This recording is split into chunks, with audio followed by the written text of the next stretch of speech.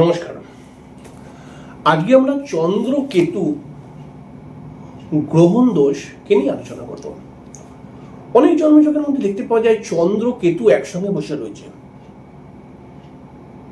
চন্দ্র কেতু একসঙ্গে বসে থাকলে পারে গ্রহণ দোষ তৈরি হয় এবং এই দোষটিও বেশ কিছু অশুভ প্রভাব দেয়। তবে এই দোষটি যদি ষষ্ঠ, অষ্টম, দ্বাদশ ঘরে হয় তাহলে অত্যাধিক খারাপ ফল কিন্তু দেখতে পাওয়া গেছে। প্রথমে আপনাকে জানতে হবে চন্দ্রকেতুর এই গ্রহণ দোষে কি কি সমস্যা আছে। দেখুন, চন্দ্র হলো মন মানসিকতার কারক গ্রহ। চন্দ্র হলো আমাদের আবেগের কারক গ্রহ। চন্দ্র হলো একটি ভাবুক প্রকৃতির গ্রহ। চন্দ্র প্রেম ভালোবাসার একটি কারক গ্রহ। চন্দ্র থেকে আমরা কিন্তু মা বিচার করি। চন্দ্র থেকে আমরা কিন্তু সাধারণভাবে আমাদের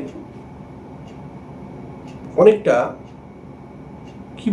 মনন শক্তি, অর্থাৎ আমাদের ভাবনা চিন্তার উপরে কিন্তু চন্দ্রের প্রভাব অনেকটাই রয়েছে।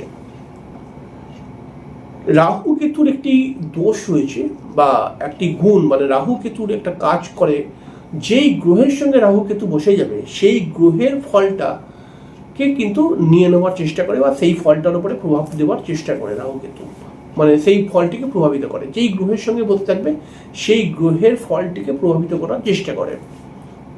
এবার দেখুন, চন্দ্রের সঙ্গে যদি কেতু বসে থাকে তাহলে আপনার যেই ভাবের মধ্যে, আপনার লগ্ন সাপেক্ষে যেই ভাবের মধ্যে চন্দ্র কেতু বসে রয়েছে সেই ভাব কেন্দ্রিক সমস্যা আপনার সারা জীবন ধরেই থাকবে কম বেশি।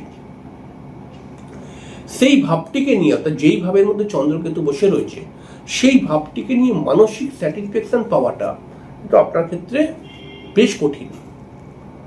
চন্দ্রকেতু একসঙ্গে যদি আপনার কোনো ঘরে বসে থাকে, মনে করা যাক আপনার দশম ঘরে চন্দ্রকেতু রয়েছে, তাহলে আপনার কর্মকে নিয়ে সমস্যা, কর্মের ক্ষেত্রে মানসিক স্যাটিসফ্যাকশন নেই এবং কর্মের বাধা, কর্মের মধ্যে সেভাবে ইনকাম হচ্ছে না, হঠাৎ কর্ম চলে যাওয়ার প্রবলেমও আসতে পারে, এরকম বেশ কিছু টেনশন আসতে পারে। তবে আমি তো আগেও বলেছি, এখনো বলছি, যে কোনো দোষ যদি জন্মছকের মধ্যে থাকে তাহলে সেই দোষটি দুটি রকমভাবে প্রভাব দেয়। একটি হচ্ছে যেই ভাবের মধ্যে এই দোষটি হয়ে রয়েছে সেই ভাবকেন্দ্রিক প্রভাব, আর একটি হচ্ছে সামগ্রিক জন্মছকটির উপরেও কিন্তু একটি প্রভাব দেয় এই দোষটি। যেমন দেখুন, চন্দ্র থেকে আমরা মা বিচার করি। চন্দ্রের সঙ্গে যদি কেতু বসে যায় তাহলে আমার মায়ের শারীরিক সমস্যা তৈরি হতে পারে, মায়ের মানসিক টেনশন প্রচণ্ড বৃদ্ধি হয়ে যেতে পারে। এবং চন্দ্র থেকে আমরা কিন্তু অনেক সময় মন বিচার করি, তাহলে আপনার মন মানসিকতা কিন্তু বেশ, দেখুন আপনি হয়তো লোকসমাজে হাসছেন, কিন্তু এরকম চন্দ্রকেতুর যোগ যদি আপনার জন্মছকের মধ্যে থাকে তাহলে আপনি কিন্তু প্রচুর টেনশন করবেন, প্রচুর নানান এমন এমন বিষয় চলে আসবে যেটাতে আপনার মানসিক চিন্তা বেড়ে যাবে। চন্দ্রকেতু যদি একসঙ্গে থাকে তাহলে পরে দেখা যাবে যে আপনি যেটাই ভাবনা চিন্তা করছেন সেটাকে কিন্তু প্র্যাকটিক্যালি করতে পারছেন না, অর্থাৎ ভাবছেন অনেক কিছু যে হ্যাঁ এটা করলে ভালো হবে, এটা করব, কিন্তু আপনি প্র্যাকটিক্যালি করতে পারছেন না সেই জিনিসটা, এরকম প্রবলেম দেয়। চন্দ্রকেতু একসঙ্গে থাকলে পরে বলা হয় যে এই দোষটি কিন্তু জীবনের কোনো না কোনো একদিন আত্মহত্যার প্রবণতাও নিয়ে আসে। চন্দ্রকেতু যদি একসঙ্গে থাকে তাহলে পারে বন্ধু বান্ধব, অনেক সময় বন্ধু বান্ধবের দ্বারা ক্ষতি হতে পারে। চন্দ্রকেতু একসঙ্গে যদি থাকে তাহলে জল থেকে বিপদ আসতে পারে। অনেক বাচ্চা চন্দ্রকেতু একসঙ্গে থাকে, তাদের ক্ষেত্রে আমি তো বলি যে সমুদ্র বা জল থেকে কিন্তু সাবধান, এরকম জায়গা থেকে কিন্তু বিপদ আসতে পারে। চন্দ্রকেতু যোগ যদি জন্মছকের কোনো জায়গায় থাকে যে কোনো ভাবের মধ্যে, তাহলে পারে কিন্তু অবশ্যই আপনার প্রেম বা ভালোবাসা, একের অধিক প্রেম ভালোবাসা আসতে পারে এবং প্রেম ভালোবাসার মধ্যে আপনি কিন্তু সব থেকে বেশি দুঃখ পাবেন, সেটা আপনি পুরুষ হন বা মহিলা হন। চন্দ্রকেতু একসঙ্গে বসে থাকলে পারে কিন্তু হঠাৎ বিবাহিত জীবনের মধ্যে প্রবলেম নিয়ে আসে। চন্দ্রকেতু একসঙ্গে থাকলে পারে কিন্তু মানসিক টেনশন, আর্থিক অভাব, এগুলো কিন্তু দেখতে পাওয়া যাচ্ছে। অর্থাৎ আপনার মনের মধ্যে সর্বদাই একটা কোনো চাপ তৈরি করে রাখবে।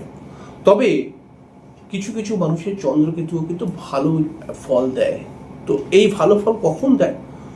যদি এই চন্দ্রকেতু আপনার পঞ্চম, নবম, দশম ঘরের মধ্যে এবং তৃতীয় ঘরের মধ্যে থাকে, মানে হয় চন্দ্রকেতু এই ঘরগুলোর মধ্যে থাকে, এবং আপনি যদি অত্যাধিক আধ্যাত্মিক মানুষ হন তাহলে এই যোগটি কিন্তু ভালো ফল দিতে শুরু করে দেয়।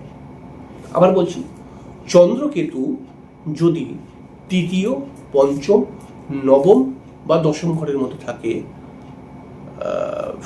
দশম এবং একাদশ ঘরের মধ্যে থাকে, এবং আপনি যদি অত্যাধিক আধ্যাত্মিক মানসিকতার মানুষ হন আর কি, আপনি সবসময় পুজো পাঠ নিয়ে থাকেন, জপ টপ নিয়ে থাকেন, ঠাকুরের সেবা টেবা নিয়ে থাকেন, তাহলে এই যোগটি কিন্তু ভালো ফল দিতে শুরু করে দেয়।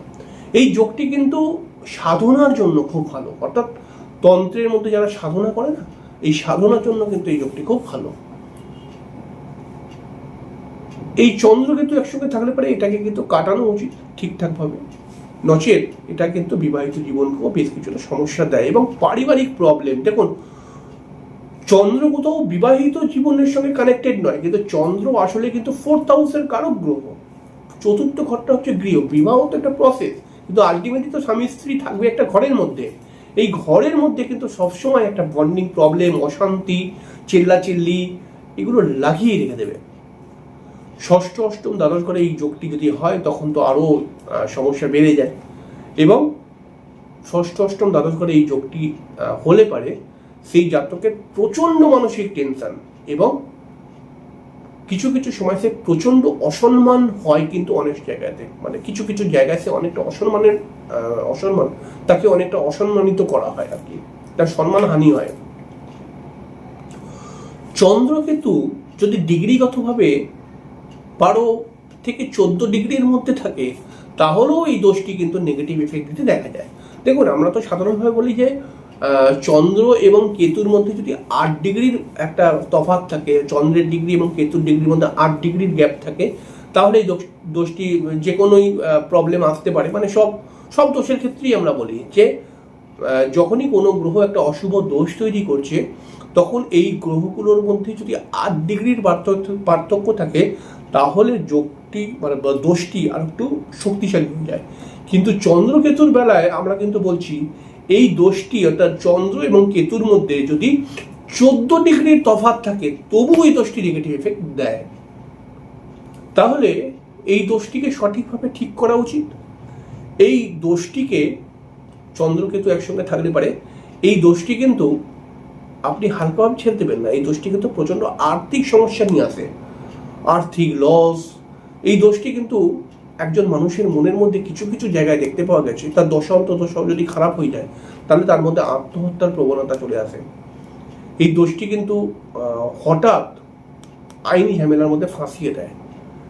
তাই এই দোষটি এরকম ধরনেরই ফল দেয়। এই দোষটিকে কিন্তু সঠিকভাবে ঠিক করা উচিত। এই দোষটিকে ঠিক করতে গেলে কি দরকার?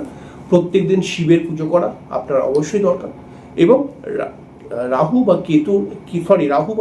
কেতুর দ্রব্য, কেতুর যে জিনিস সেগুলো দান করলে পারে আপনি কিন্তু অনেকটাই এই দোষের হাত থেকে মুক্তি পাবেন। এবং এই দোষটিকে সঠিকভাবে কাটিয়ে প্রত্যেক দিন 108 বার করে শিবের নাম করুন, এবং কেতুর জিনিস আপনি যদি দান করতে পারেন তাহলে পারে এই দোষ থেকে অনেকটা রিলিফ পেতে পারবেন। যাই হোক, পরের দিন দেখা হয়ে যাবে। আপনার মূল্যবান বক্তব্য লিখতে ভুলবেন না কমেন্ট বক্সে। পরের দিন দেখা হয়ে আরেকটি অনুষ্ঠানের সাথে। ততক্ষণের জন্য নমস্কার।